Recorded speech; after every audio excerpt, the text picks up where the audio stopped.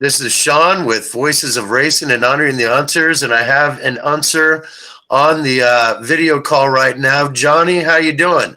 I'm doing good. How are you? I'm good. So where are you located right now, and what are you doing? I'm at Barber Motorsports Park in Birmingham, Alabama, and we're doing a Road to Indy test. And actually, I woke Al Jr. up this morning in his trailer. He's here working with his race team, and so it's kind of neat to have him around the racetrack, and we're both at the same place. So if you could just give a little bit of background, growing up, I know you were cousins with Al Jr. If you could kind of bring up some just fun stories of growing up with them and just kind of some favorite moments that stick out. Oh well, one of the one of the moments that obviously affected my life was Al Jr. and I and Al Sr. had gone and done the Colorado 500.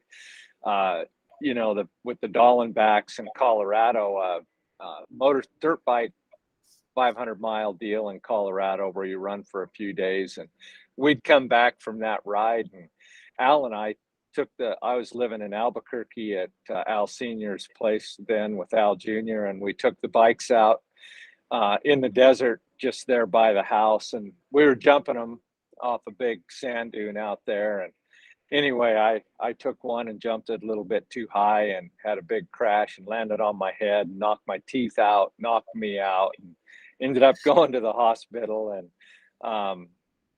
we had good laughs over that after we'd finished riding 500 miles, and we get back home and can't get enough and go out there and wreck. And Al Jr. was always, like a brother. We did a lot of stuff together growing up. And of course, we were apart and away from each other. And I started racing, a lot later, obviously, than Al Jr. did. And so he was always a big help and a huge influence in my career, and just gave me a lot of good information. And whenever we could over the years, we'd always get together, whether it be doing something like Colorado 500 or, snowmobiling or whatever it was. He came out to Idaho one year where I live, and we were snowmobiling, and we had this grand idea that we were going to spend the night out at this yurt. A yurt is like a semi-tent structure up in the mountains, and we found this yurt, and we decided we'd stay the night there. And so some other friends of ours were also up there, but they had to go back. So at about midnight, it was just a huge snowstorm, just heavy snow and deep snow. Al Jr. and I guided them back out so they could get back down to their truck. And then we're headed back to the yurt where we were going to spend the night, just sleeping in our snowmobile clothes. And of course, we were going as fast as we could go. And I was in the front and hit a big deep hole in the trail and got thrown off my sled. I'm rolling in the snow, and then all of a sudden I see this snowmobile coming up, just kind of idling up to right where I was laying in the snow. And then I look up and there's nobody on it. And Al Jr. had hit the same hole. So we're both flying back. We both hit the same hole, get thrown off our sleds, and we had a good laugh about that. But a lot of fun times snowmobiling in the mountains, that's for sure. So here's a shot here of your wife and Al. Where was this? That's at the Steak and Shake in Indianapolis. And of course, Al loves Steak and Shake, and so do we. And you can see they're having a good time. And I can't remember the exact time, but that was probably the SVRA, the Unser Reunion at the Speedway, and that Tony Perella put on, and we got to spend a lot of time together. And I think it might have been the last time that all of us were together, Al and Bobby Sr., Al Jr., Robbie, our daughter, Lonnie, and everybody was there. So that was a pretty special weekend for us. You can see in these pictures of everybody hanging out there with Chris Economaki in that one. What a great weekend. So who's the gentleman in the chair? If you could kind of describe who's in these. I Well, know it's Al Senior and just everybody, but just kind of let us know who's in this shot. you can see Al Sr. there, and that's Albert, Al Jr.'s son.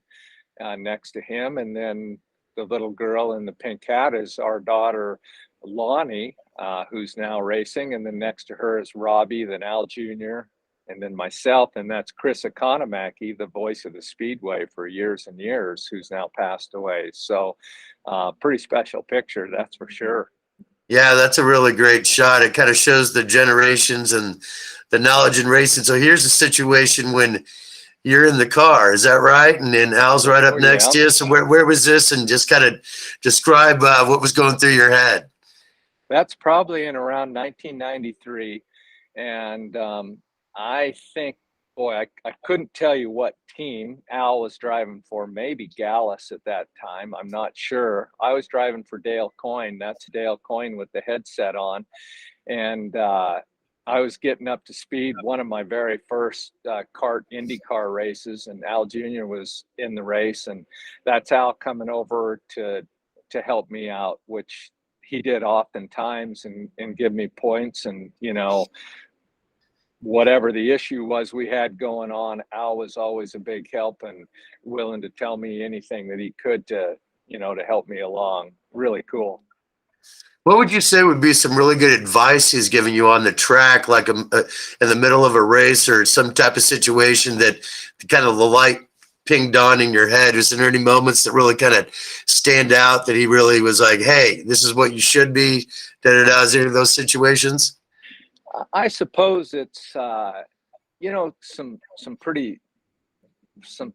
that seem pretty simple, like especially at the Indianapolis Motor Speedway during qualifying time for the 500, like how to get your tires warm, and you know what to do on the racetrack. And you got to make a 4-lap qualifying run, and you got to, you know, drive into turn one wide open. And Al was always very good at it, and had done it so many times, and knew the right method in getting the car warmed up, getting your tires and brakes, and getting everything warmed up, and getting ready to run into that turn wide open, turn one, which is a hard thing to do.